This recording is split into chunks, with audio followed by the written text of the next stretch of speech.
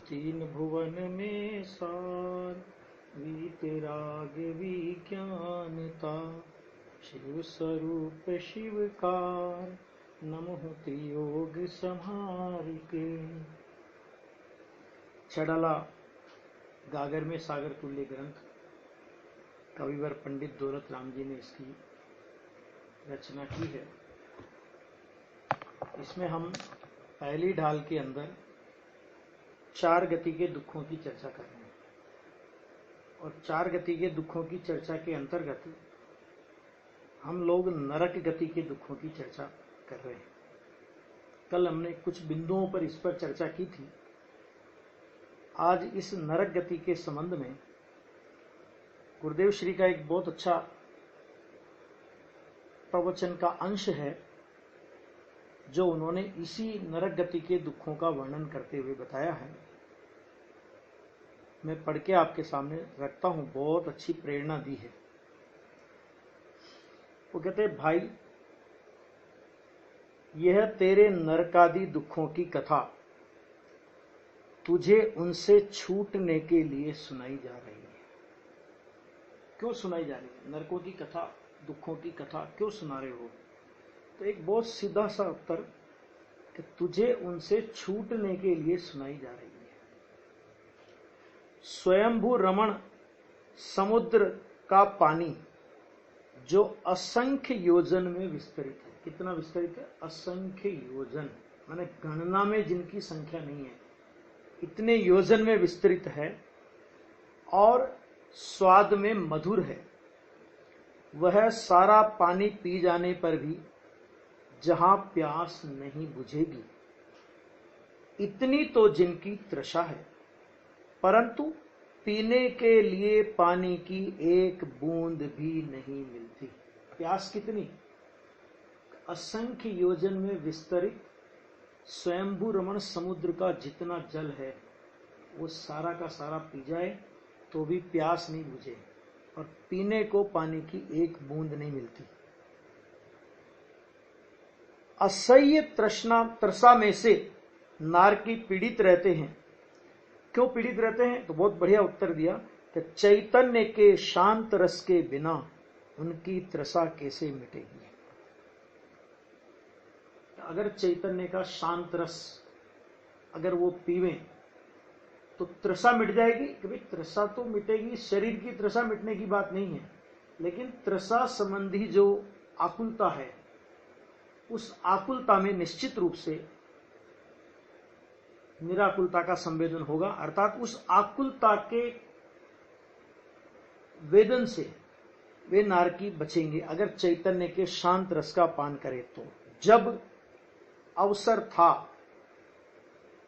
तब तो चैतन्य के शांत रस का पान नहीं किया और उससे विरुद्ध अनंत क्रोधादि कषाय रूप अग्नि का सेवन किया तो बाहर में तीव्र प्यास के दुखों में से जीव जल रहे हैं।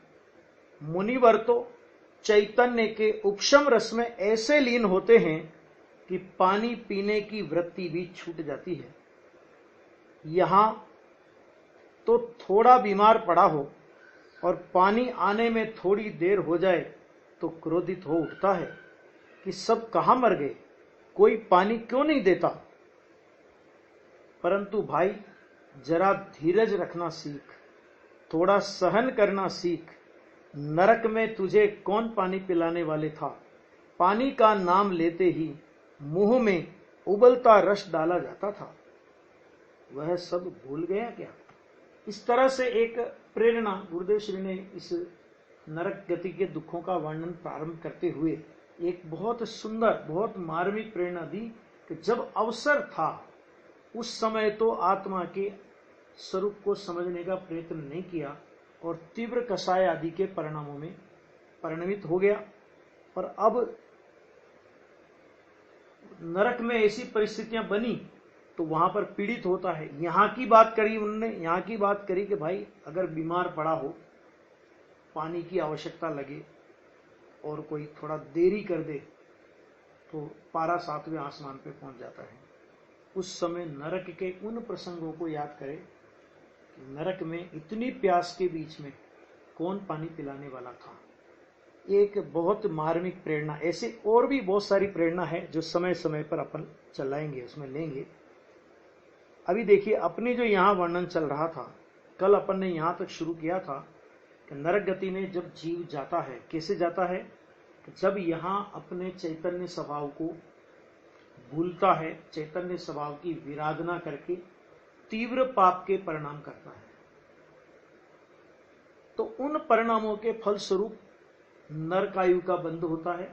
और जब वो नरक में चला जाता है तो सबसे पहले नरक में जाते ही, माने नरक की भूमि का स्पर्श करते ही उसे कैसे दुख होते हैं और वहां की नदियां कैसी होती है, वो उसका वर्णन इस अपने जो 9 नंबर का छंद है इसमें पंडित जी साहब ने किया।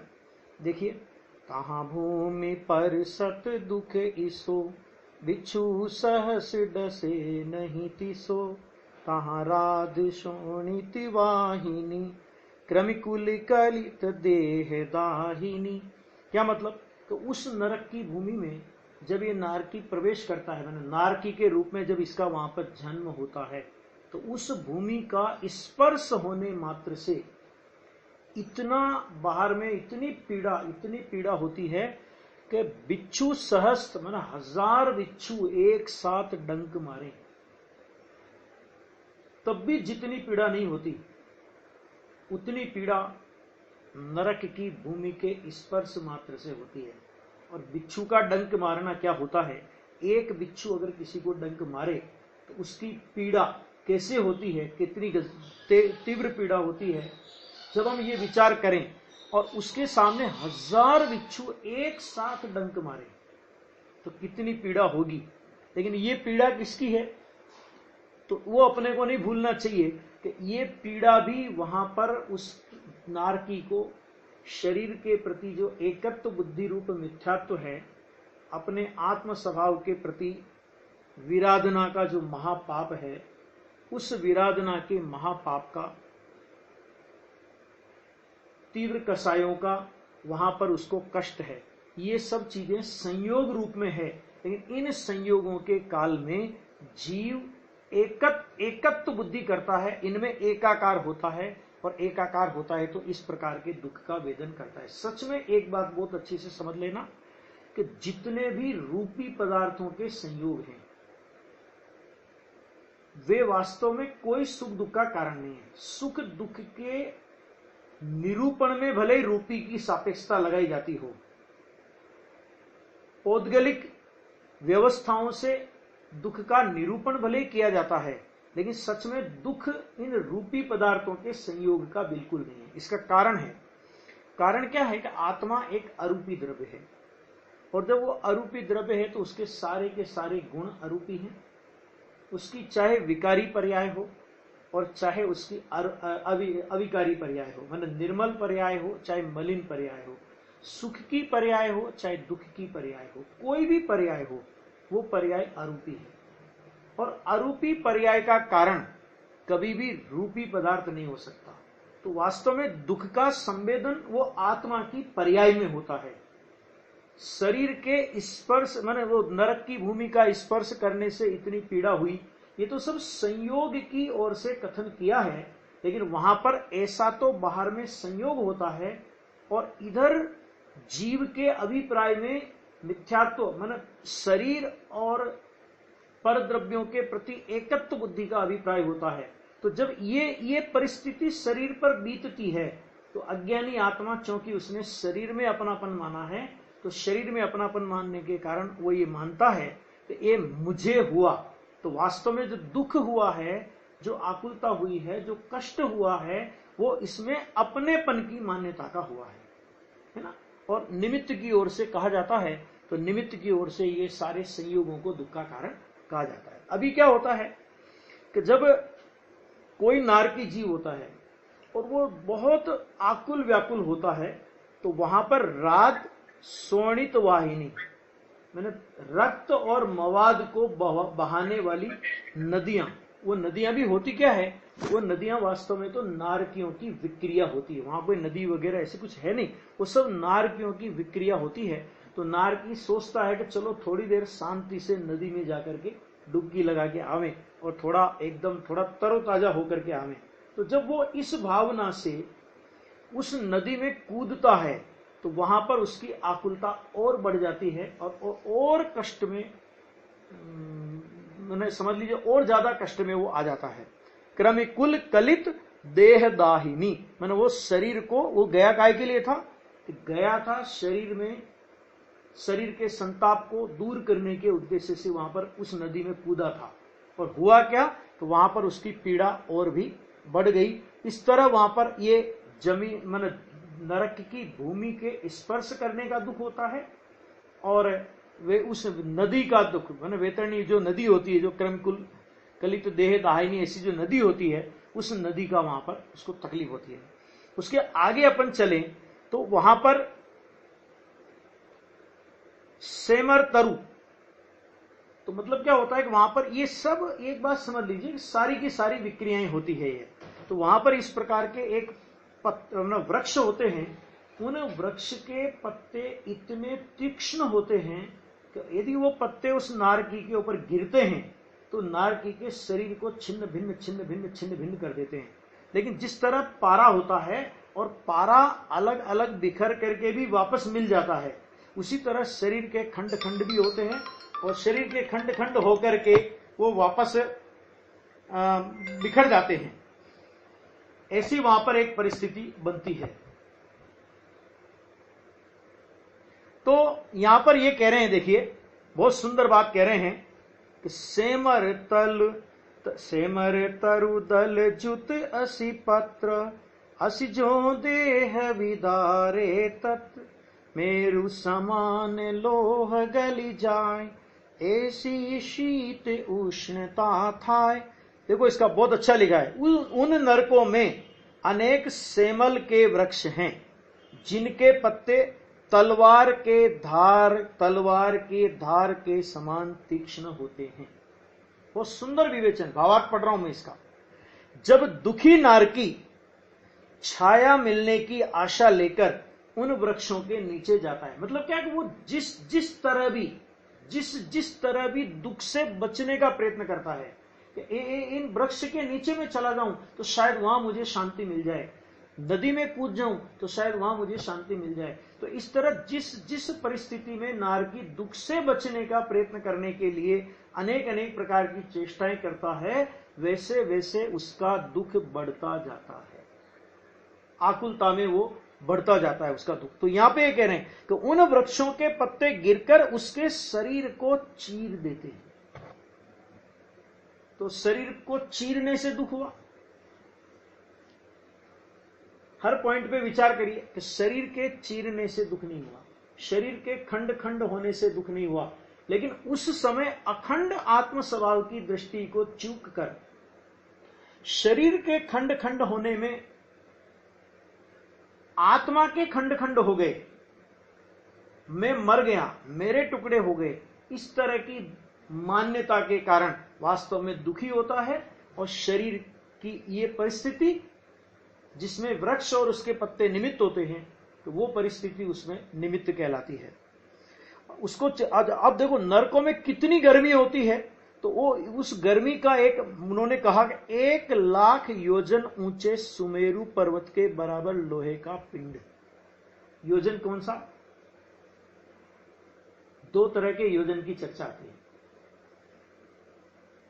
कि एक तो कृत्रिम वस्तु को नापने का योजन होता है और एक अकृत्रिम वस्तुओं को नापने का योजन होता है। ये अकृत्रिम वस्तु के योजन की बात है कि 1,00,000 योजन का ऊंचा सुमेरु पर्वत। अब 1,00,000 योजन का होगा, 2000 कोस का एक योजन होता है। तो अगर वो उतना अगर ऊंचा सुमेरु पर्वत है, तो आप समझो उस सुमेरु पर्वत की आकार, लंबाई, चौड़ाई, आकार कितना बड़ा होगा। कि इतना बड़ा सुमेरु पर्वत के बराबर का लोहे का गोला आप लो, और उस लोहे के गोले को, उस लोहे के पिंड को अगर हम उस नरक में छोड़ा जाए, तो जमीन पर पहुंचने से पहले पहले वो पिघल जाएगा। अभी अपने को थोड़ी गर्मी की पीड़ा हो और उस समय लाइट चली जाए और ये बता दिया जाए आज तो 8 घंटे लाइट आने वाली नहीं है, तो अपनी आकुलता का पार नहीं होता। अपन कितने कितने आर्त रौद्र संकलेश परिणाम उस समय कर लेते हैं। क्या व्यवस्था है, कोई देखने वाला नहीं है, अंधा रात चल रहा है और न जाने कहां कहां तक हमारे परिणाम, हमारे उपयोग को हम ले जाते हैं। आचार्य कहते हैं उस समय याद कर कि भाई तूने नरक में ऐसी ऐसी उष्णता की पीड़ा सहन की है, सुमेरु पर्वत जैसा 1,00,000 योजन के सुमेरु पर्वत जैसा गोला जमीन पर गिरने से पहले पहले पिघल जाए और सर्दी इतनी कि वो लोहे का गोला जमीन पर पड़ने से पहले पहले बिखर करके चूर चूर हो जाए, इतनी वहां पर सर्दी पड़ती है। माने नरक में सर्दी और गर्मी की इतनी भयंकर पीड़ा होती है बाहर के संयोग के रूप में। और उस समय आत्मा अपने अस्पर्श स्वभाव को भूल गए। देखो आत्मा में तो ना तो सर्दी का प्रवेश होता है और ना तो गर्मी का प्रवेश होता है। क्यों नहीं होता? क्योंकि सर्दी और गर्मी माने शीत और उष्णता ये पुद्गल के स्पर्श गुण का पर्याय है, ये पुद्गल के स्पर्श गुण का परिणमन है।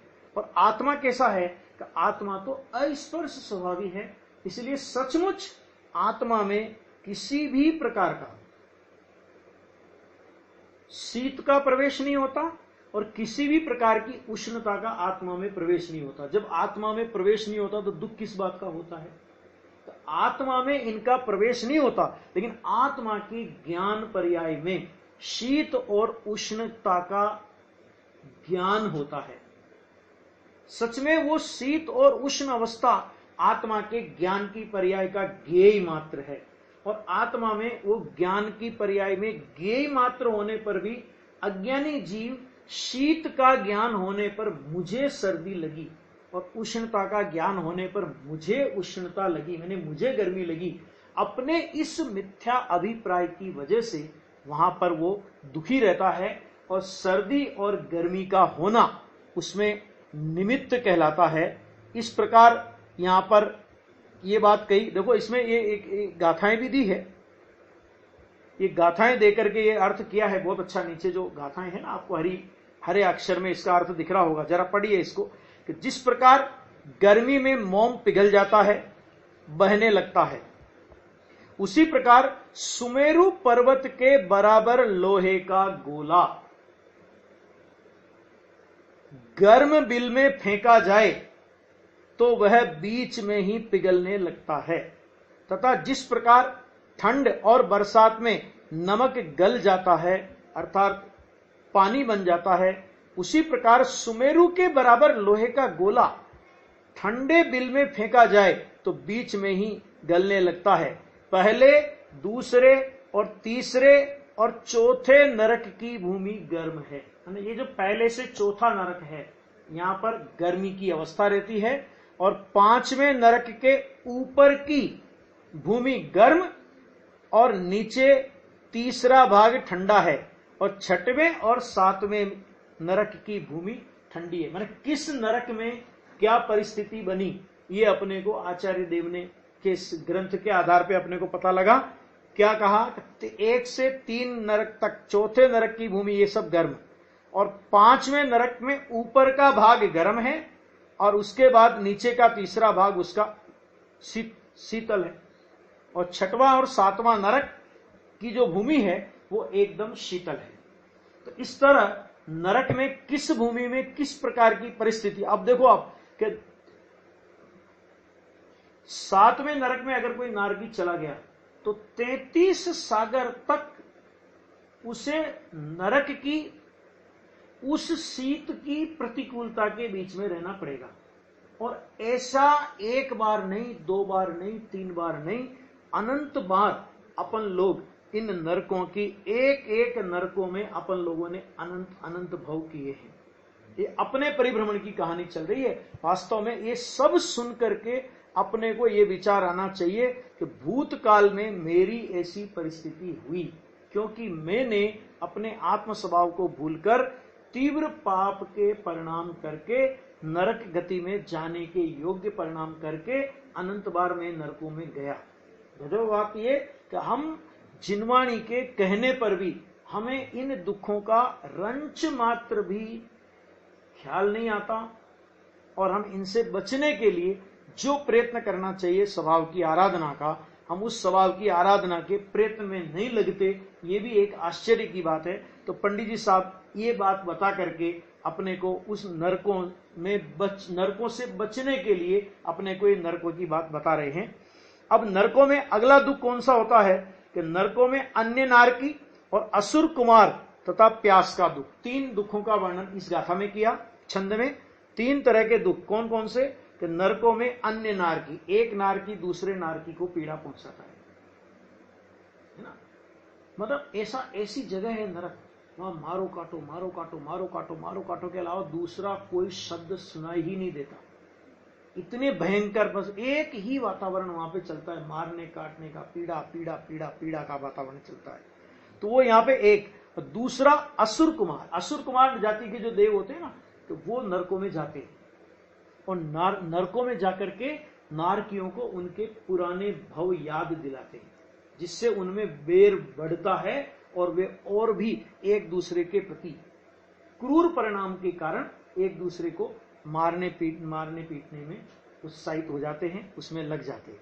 और तीसरा दुख, इसमें प्यास के दुख की चर्चा की, जो मैंने अभी गुरुदेव श्री का आपको वो वाक्य पढ़ करके सुनाया था। जरा पढ़ेंगे इस गाथा को। तिल तिल करे देह के खंड, असुर भिरावे दुष्ट प्रचंड, सिंधु नीर ते प्यास न जाय, तो पण एक न बूंद लहाय। क्या कहा यहाँ पे? तिल तिल करे देह के खंड, मतलब तिल्ली के टुकड़े के बराबर नारकी दूसरे नारकी के तिल तिल करे देह के खंड, मतलब शरीर के टुकड़े इतने छोटे छोटे टुकड़े कर देता है, फिर भी वो जुड़ जाते हैं। और असुर भिड़ावे दुष्ट प्रचंड, वो असुर जाति के जो देव होते हैं ना, ये दुष्ट परिणामी देव होते हैं और इनका काम ही होता है, जैसे लोक में बोलते हैं नारद, तो नारद का काम क्या होता है?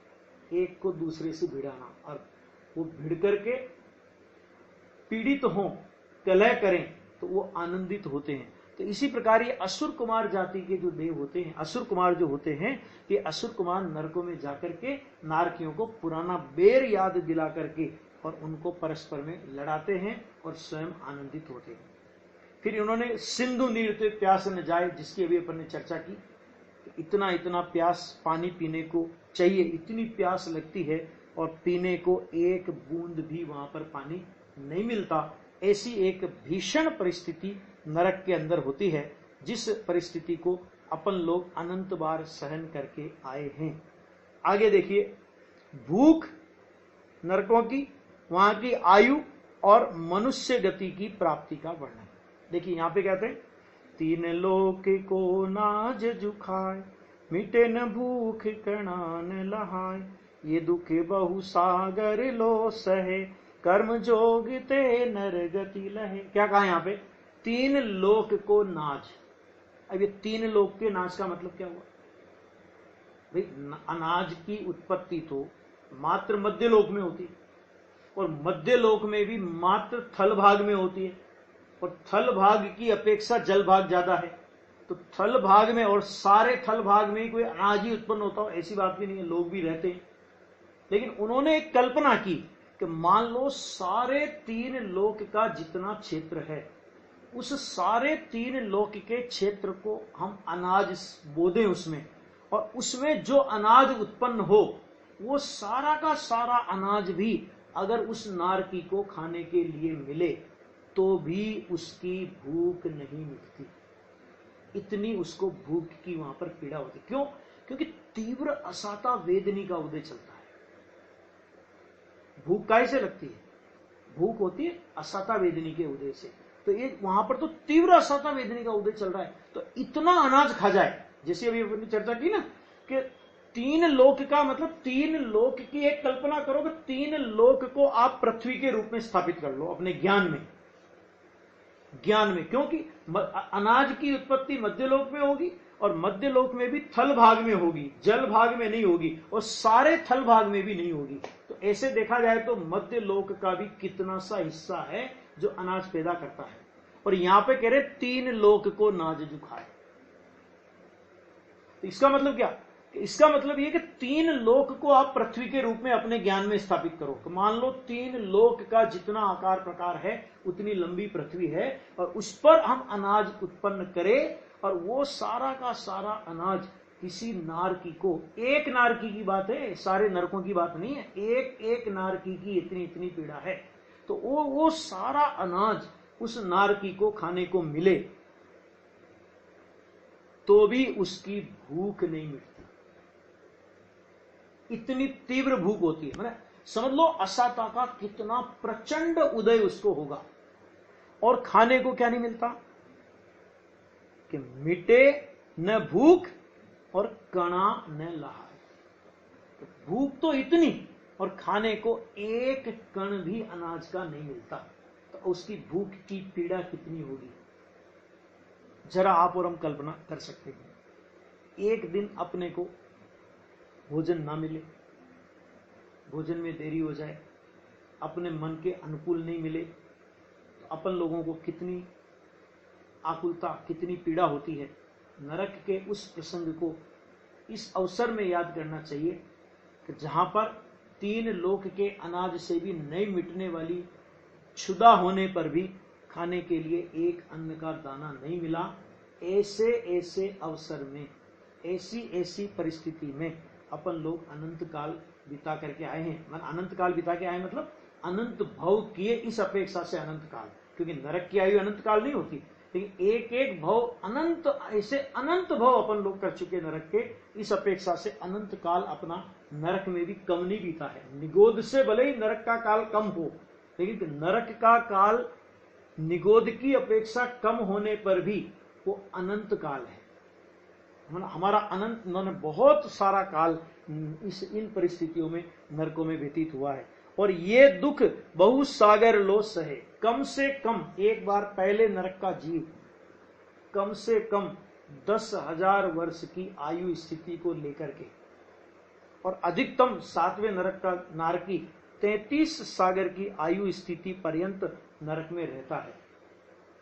और देखो एक बात और समझ लीजिए कि मनुष्य और तिर्यंच गति में तो आयु कर्म की उदीर्णा हो सकती है, जिसको लोक में अकाल मरण लोग बोलते हैं। वो अकाल मरण का मतलब असमय में नहीं, आयु तो पूरी भोगते हैं, लेकिन वो आयु जितने मैंने मान लीजिए 100 वर्ष की आयु बांधी तो भोगेंगे तो 100 ही वर्ष की आयु को, लेकिन 60 वर्ष के बाद हो सकता है कि 40 वर्ष की आयु के निषेक एक साथ उदय में आकर के 60 साल में ये जीव यहां से देह छोड़ दे। ऐसा मनुष्य और तिर्यंच गति में तो होता है, लेकिन नारकी जिस भूमि में रहना नहीं चाहता वहां पर आयु कर्म के उदीर्णा की भी कोई व्यवस्था नहीं है। माने जितने समय की आयु लेकर के आयु भी उतनी भोगेगा और उतने ही समय में भोगेगा। मतलब ऐसा नहीं हो सकता कि अल्प समय में लंबी आयु को वो भोग ले और उदीर्णा करके वहां से चला आए।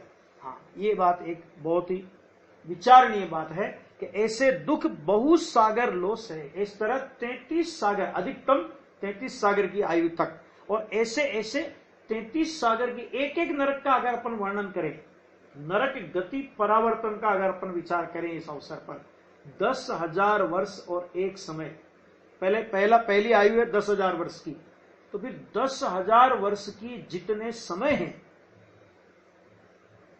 उतनी बार 10,000 वर्ष की आयु लेकर के जीव नरक में जन्मे, फिर 10,000 वर्ष एक समय की आयु ले, वो दूसरा भव माना जाएगा। फिर 10,000 वर्ष और एक समय के जितने समय बनते हैं उतनी बार 10,000 वर्ष एक समय की आयु ले, और फिर 10,000 वर्ष 2 समय, ऐसे करते करते करते करते करते करते 33 सागर की आयु जब जीव पूरा करता है तब एक नरक गति परावर्तन पूरा होता है।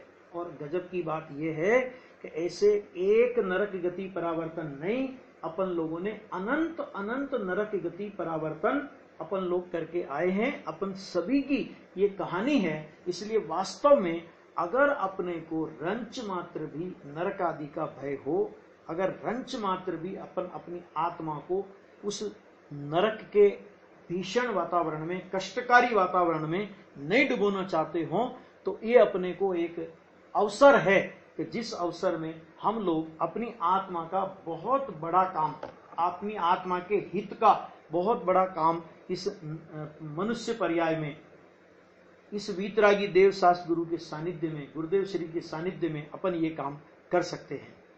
तो देखो यहां पर ये बात कही, उसके बाद क्या कहा कि कर्म जोगते, माने कोई पुण्य का ऐसा उदय हो तो उस पुण्य के उदय से उस जीव को फिर क्या होता है कि कर्म जोगते नरगति लहे, माने कदाचित ऐसा कोई पुण्य का उदय हो तो उसको मनुष्य गति की प्राप्ति हो जाती है। श्रीमद राजचंद्र जी ने ये बात बहुत अच्छे से कही है। अपन लोग अमूल्य तत्व विचार में उनके ये विचार पढ़ते हैं, उसमें उन्होंने ये बात कही है, बहु पुण्य पुंज प्रसंग से शुभ देह मानव का मिला, तो भी अरे भव चक्र का फेरा न एक कभी टला। सुख प्राप्ति हेतु प्रयत्न करते, सुख जाता दूर है, तू क्यों भयंकर भाव मरण प्रवाह में चकचूर है। ये अपन लोग पढ़ते हैं कि बहु पुण्य केरा पुंज थी, मतलब बहु पुण्य पुंज प्रसंग थे, मतलब मनुष्य गति की प्राप्ति होना, कहते बहु पुण्य पुंज प्रसंग, मतलब तीव्र पुण्य का उदय है कि अपन लोगों को ये मनुष्य गति की प्राप्ति हुई। ये हमारे पूर्व के पुण्य का वर्तमान में तीव्र उदय है कि अपने को इस मनुष्य गति की पर्याय में अपन लोग आए। अब देखो कि मनुष्य गति की प्राप्ति हो गई, बहु पुण्य पुंज प्रसंग से शुभ देह मानव का मिला। अब काय मानव का देह काय के लिए मिला था कि भव चक्र का ये परिभ्रमण है, इसको मिटाने के लिए। लेकिन हुआ क्या कि जिस तरह नरक पर्याय अपन लोगों ने अनंत बार धारण की, उसी प्रकार अपन लोगों ने मनुष्य पर्याय के भव चार गति के परिभ्रमण में सबसे कम होते हैं, लेकिन सबसे कम होने पर भी अपन लोग अनंत बार मनुष्य बने हैं, और अनंत बार मनुष्य बनकर के मनुष्य भव गंवा करके फिर चार गति में घूमने के लिए चले गए। भव चक्र का फेरा न एक कभी टला। हुआ क्या कि सुख प्राप्ति हेतु प्रयत्न करते, 24 घंटे अपना जितना प्रयत्न है, चाहे हम पाप के परिणाम करते हो, चाहे हम पुण्य के परिणाम करते हो, कोई भी क्रिया, कोई भी परिणाम हमारा हो, उसके पीछे हमारा एकमात्र उद्देश्य ये होता है कि हम सुख को प्राप्त करना चाहते हैं। लेकिन होता क्या है कि प्राप्ति करते हैं, सुख के लिए प्रयत्न करते हैं, और हमारा दुख बढ़ता जाता है। हमारे दुख मिटने का नाम नहीं लेते, हमारी आकुलताएं मिटने का नाम नहीं लेती। पंडित टोडरमल जी ने तो यहां तक लिखा, तो और आकुलता मिटाने की आकुलता इसको निरंतर बनी रहती है। आकुलता मिटाने की आकुलता, एक बहुत अच्छे शब्द का उन्होंने प्रयोग किया। खैर अपने को यहां पर मनुष्य पर्याय की उपलब्धि हुई, तो उस मनुष्य पर्याय की उपलब्धि में अपने को क्या मिला, वो जरा एक विचारणीय बात है। देखो, कर्म जोगते नरगति लही, तो इसमें क्या कह रहे हैं वो आगे क्या कहते हैं कि जननी उदर बसो 9 मास, अंग सकुचते पायो त्रास, निकसत जे दुख पाए घोर, तिनको कहत न आवे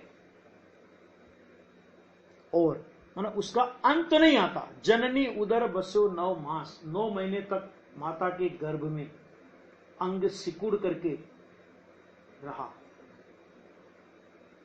और उससे बहुत कष्ट पाया। कष्ट तो पर्याय बुद्धि का है, लेकिन ये सब संयोगों की ओर से वर्णन। और निकसत माने जब जन्म होते समय उसका जितनी पीड़ा सही, जो निकसत जे दुख पाए घोर, कि तिनको कहत न आवे और, माने उन गतियों के दुखों का, माने इन परिस्थितियों का वर्णन करना। पंडित जी साहब कह रहे हैं कि उनका तिनको कहत न आवे और, मैंने उन दुखों का अगर हम कथन करें तो उसका कहीं अंत नहीं आएगा। इतने कष्ट मनुष्य गति में भी इस जीव ने सहन किए हैं। ये बात कहने के बाद जो अगली गाथा है, अपन अगली वो पढ़ते हैं, उसमें देखिए, उसमें कहा बालपने में ज्ञान न लहो। 3 अवस्था मनुष्यपने की होती है। कौन कौन सी 3 अवस्था होती है? बालपने में ज्ञान न लहो, तरुण समय तरुणी रत रहो, अर्ध मृतक सम बूढ़ापनो, कैसे रूप लखे आपनो। यहां पे कहा कि यह जीव बालपने में, तो मैंने जब मनुष्य पर्याय को प्राप्त किया तो बालकपन तो खेल में खोया, जवानी में 5 इंद्रिय के विषय कसायों में रत रहा, और जब वृद्ध अवस्था आई तो अर्ध मृतक सम दशा हो गई, है ना। तो क्या तीनों अवस्था में ये कैसे रूप लखे आपनो, माने तीनों अवस्थाओं में, हालांकि ये एक वर्णन किया, बहुभाग जीव इन्हीं में रचे पचे रहते हैं। करने वालों ने तो अपना काम 8 वर्ष की उम्र में सम्य दर्शन की योग्यता आ जाती है। मनुष्य पर्याय की एक विशेषता, तो 8 वर्ष की उम्र में ये जीव सम्य दर्शन की योग्यता धारण करता है, मैंने सम्य दर्शन प्राप्त करने के योग्य बनता है। 8 वर्ष में मुनि हो जाता है, और अगर 8 वर्ष में मुनि होकर के आत्म स्वभाव का ध्यान लगावे तो 8 वर्ष अंतर मुहूर्त के अंदर केवल ज्ञानी परमात्मा भी हो सकता है। और महाविदेह क्षेत्र में ऐसे अनेकों केवली परमात्मा विचरण कर रहे हैं। लेकिन जो जीव इस मनुष्य अवस्थाओं को ऐसे ही बर्बाद करते हैं, उनके लिए पंडित जी साहब ने कहा कि बालपने में ज्ञान न लहो,